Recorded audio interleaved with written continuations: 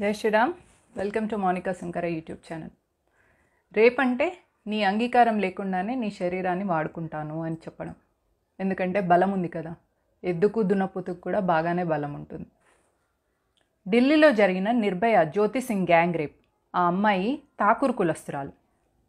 హైదరాబాదులో రేప్ చేసి కాల్చి చంపిన ప్రియాంక రెడ్డి అనే అమ్మాయి రెడ్డి కులస్తురాలు. ఈ రెండు కేసులలో ఎవ్వడూ కులం గురించి మాట్లాడలేదు. హత్రాస్ మనీషా వాల్మీకి కేసులో అందరికీ కులం కనిపిస్తుంది. ఎందుకు? నిర్భయ కేసులో కానీ ప్రియాంక రెడ్డి కేసులో కానీ బాధితురాళ్ళు పెద్ద కులం వారు, కానీ ముఖ్య నిందితులు ముస్లింలు. నిర్భయ కేసులో జువెనైల్ అని అంటే 18 సంవత్సరాలు నిండలేదని చెప్పి ఒక నిందితుడిని వదిలేశారు. వాడి పేరు మొహమ్మద్ అఫ్రోజ్. వీర్యం శాంపిల్ దొరికితే పోలీసులకు పట్టుపడతామని ఆ అమ్మాయి జననాంగాలలో రాడ్ పెట్టి మరీ పేగులు బయటికి తీశాడు వీడు. జువెనైల్, వాడిని వదిలేసి మిగతా వారికి శిక్ష వేశారు.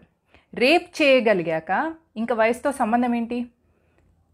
క్రైమ్ని తుడిచేంత తెలివి ఉందంటే వాడు జువెనైల్ ఎలా అవుతాడు? అసలు వాళ్ళకి డేట్ ఆఫ్ బర్త్లు సరిగ్గా ఉంటాయా? 1-2 సంతానం ఉంటే ఏ సంవత్సరం పుట్టారో కరెక్ట్గా చెప్పొచ్చు.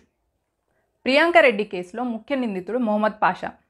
ఈ కేసులో మొత్తం ముస్లిం సమాజాన్ని తప్పుపట్టే దమ్ము లేనప్పుడు హత్రాస్ మనీషా వాల్మీకి కేసులో దళిత మహిళ అని చెప్పి, జై భీమ్ అని చెప్పి, అగ్రకులాల వాళ్ళు దళితులని, దళిత అమ్మాయిల మీద అత్యాచారాలు చేస్తున్నారని హెడ్డింగ్స్ పెట్టే హక్కు ఎవడిచ్చాడు మీకు? పిచ్చి పిచ్చి హెడ్డింగ్లు పెట్టి మొత్తం హిందువుల్ని ఎందుకు టార్గెట్ చేస్తున్నారు? టేక్ లక్ష్మి SC/ST సామాజిక వర్గానికి చెందిన స్త్రీ. రేపిస్టులు షేక్ బాబు, షేక్ షోబుద్దీన్, షేక్ ముగ్దమ్. వీళ్ళది రేప్ జిహాద్ కాదా? ఈ కేసుకి ఎందుకు అంత పబ్లిసిటీ రాలేదు?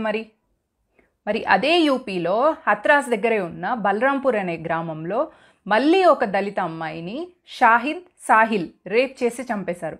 అక్కడ ఇంత నిరసనలు ఎందుకు కనిపించట్లేదు? అక్కడికి మీడియా ఎందుకు వెళ్ళట్లేదు? ఈ మేధావి వర్గం బలరాంపూర్ కేసుని ఎందుకు నిలదీయట్లేదు? అక్కడికి ప్రియాంక వాద్రా ఎందుకు వెళ్ళలేదు? అక్కడికి రాహుల్ గాంధీ ఎందుకు వెళ్ళలేదు?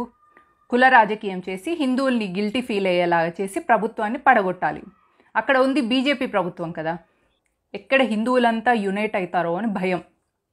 ఒకవేళ రేప్లు ఒక కులం అమ్మాయిల మీద బాగా జరుగుతున్నాయని స్టాటిస్టిక్స్ చూపిస్తే రేపిస్టులలో మెజారిటీ శాంతి కాముకులే ఉన్నారు.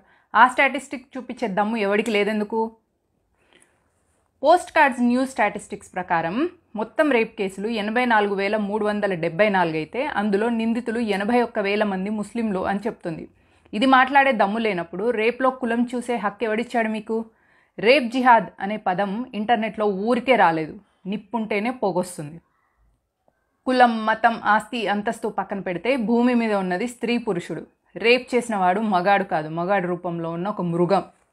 అందుకే రేప్ జరిగింది స్త్రీ మీద, చేసింది మనిషి రూపంలో ఉన్న ఒక మృగం. రేపిస్టులందరికీ కఠిన శిక్షలు వేయండి. నిర్భయ కేసులో జువెనైల్ అని చెప్పి మొహమ్మద్ అఫ్రోజ్ని వదిలిపెట్టినట్టు ఎవడిని వదిలినా పూర్తి న్యాయం జరగనట్టే. అసలు నిర్భయ కేసులో మొహమ్మద్ అఫ్రోజ్ని వదిలిపెట్టేసి వాడిని రీహాబిలిటేషన్ సెంటర్ కింద, రీహాబిలిటేషన్ యాక్టివిటీస్ కింద వాడికి ట్యాక్స్ పేయర్స్కి లక్షల డబ్బులు వాడి మీద ఖర్చు పెడుతున్నారు. అంటే నిర్భయ జ్యోతి సింగ్కి సరైన న్యాయం జరగలేదు అని అన్నట్టు. ప్రియాంక రెడ్డి కేసులో తప్ప ఇంతవరకు ఏ రేప్ కేసులో 100% జస్టిస్ రాలేదని చెప్పాలి. కఠినమైన చట్టాలు పెట్టండి, దోషుల్ని శిక్షించండి, ఆడపిల్లల్ని కాపాడండి. రేపిస్ట్ మతం చూసే దమ్ము లేనప్పుడు రేపైన అమ్మాయి కులం చూసే హక్కు ఎవడిచ్చాడు? మనం కాపాడేది అమ్మాయిని కాదు, ఒక బిడ్డను కని మోసే గర్భాన్ని. It's not a girl, it's a womb. జై హింద్.